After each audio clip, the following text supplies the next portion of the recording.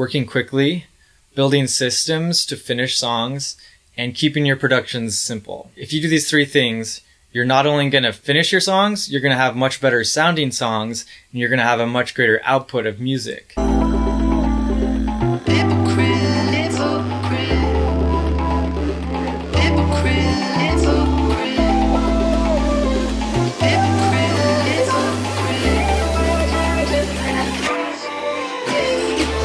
Today we're going to be talking about finishing music. It's just a human nature thing. It's a natural thing for us to have difficulty when it comes to finishing music. First of all, as musicians, we're creatives.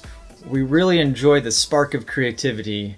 Building a new idea, we will just loop that section over and over again. We're really enjoying it. We have this high that we've gotten from this new melody that we've created, and we'll try to really hone in on this one loop. And eventually, after looping it so many times, we'll start to go, oh, maybe that isn't the best melody. I don't know if this is really that good. We'll lose objectivity just because of the sheer number of times we've heard that song. And at this point, you'll scratch that idea and start over again fresh and repeat this process.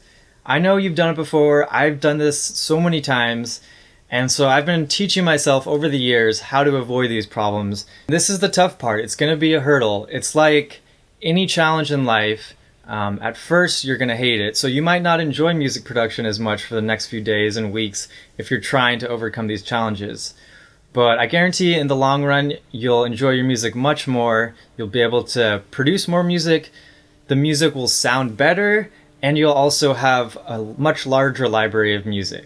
Now, there are three main keys for how to finish songs. First is speed, and this is all of the keys built into this first one.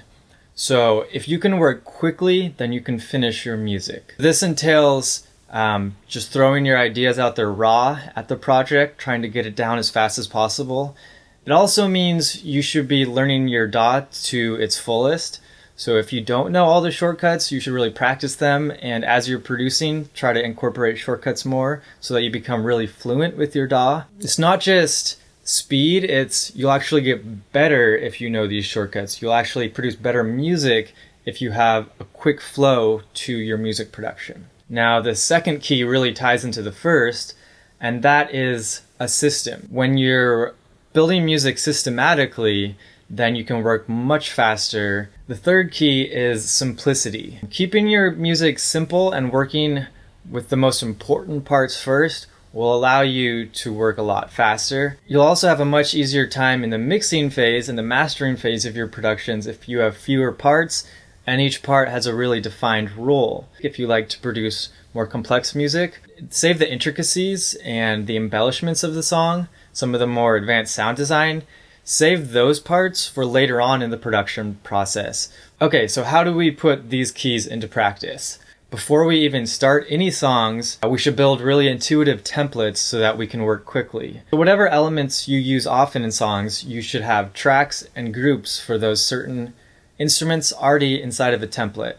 So for me, I have a drum group with kick, snare, and then a percussion group inside of that with a couple open tracks.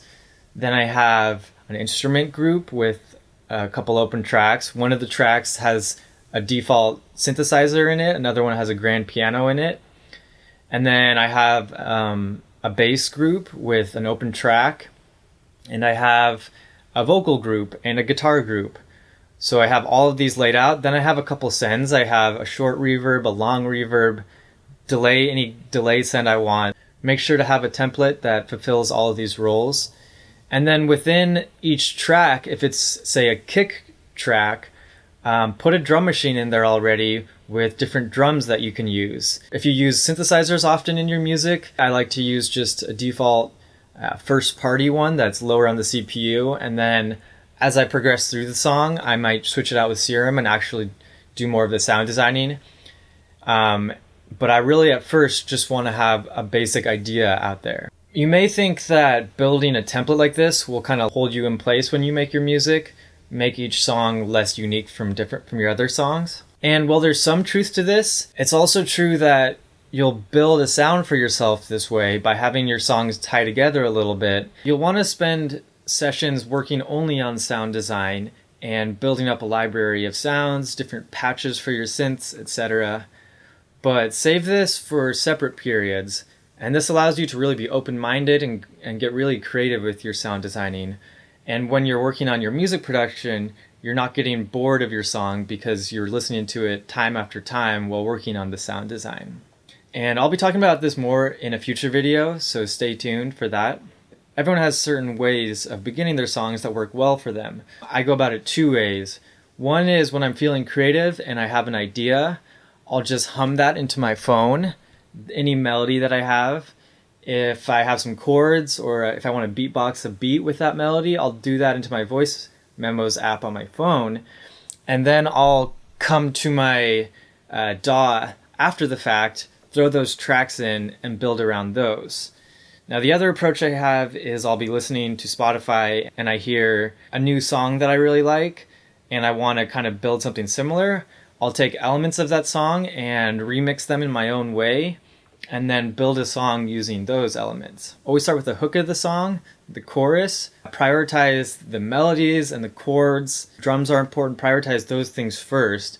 Even just using a grand piano patch, a basic saw or a sine wave for your chords, just to get them out there. And you can just hum a melody, maybe sing in some lyrics really quickly, duplicate that section of the song over, and change a few things for a verse. So you would maybe change the humming of your main melody or of your lyrics, possibly add an instrument, take some instruments away for a more chilled out verse part. And then once you get that done, you would duplicate that over really quickly and make a pre-chorus or a build-up section. And you do the same approach for this also, where you just add a few elements, take a few, change some melodies, and then you duplicate all three of these sections and you have an ABC layout of your song. And you can take the hook element or maybe the chords and put them in the beginning of the song, 4 or 8 bars, and maybe at the end of the song, and you have an intro and an outro established as well. Get this part of the song done as quickly as possible, and you'll have an entire arrangement done.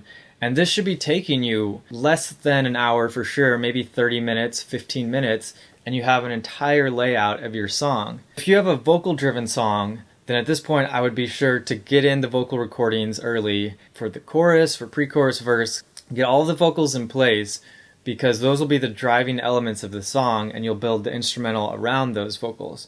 As you progress through the song and you do more of the sound design, you'll see, oh, the intro would actually sound better if it's not using the main hook, but it's more of a mysterious intro that kind of jukes you out when it goes into the verse.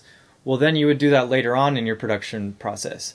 Don't waste your time in the beginning focusing on things like the intro when you can definitely be doing that later on in the production. Once you have the arrangement of the song, then you focus in and you hone in on individual sections of the song. You spend a session working on the chorus, get the sound design of the synth actually in the ballpark of what you want it. You maybe choose a kick sample that is more like what you want to hear, but still keep it pretty simple in this phase. Don't get your sounds 100% perfect yet. And then you go to the verse, pre-chorus, the intro, different sections, and do the same approach to those sections. You can then pretty much just clean up any last things and you should be done with your production. Take a few days break and then come back to a mixing mindset and do the mix down of the song. You'll want to approach this similarly, where you work from the biggest, most high priority things in the mix to the smaller things. After you've done the mix, take a couple day break from the song and work on the mastering phase of the song. And this is really similar to the mix, where you just want to go as fast as you can, work in broad strokes, working quickly, building systems to finish songs, and keeping your productions simple. If you do these three things, you're not only going to finish your songs, you're going to have much better sounding songs, and you're going to have a much greater output of music. You'll learn different issues faster since you're doing the whole production of music, not just the beginning part. You'll learn how to get better at the ending phases of production. You'll get better at closing off a song and knowing when to leave it.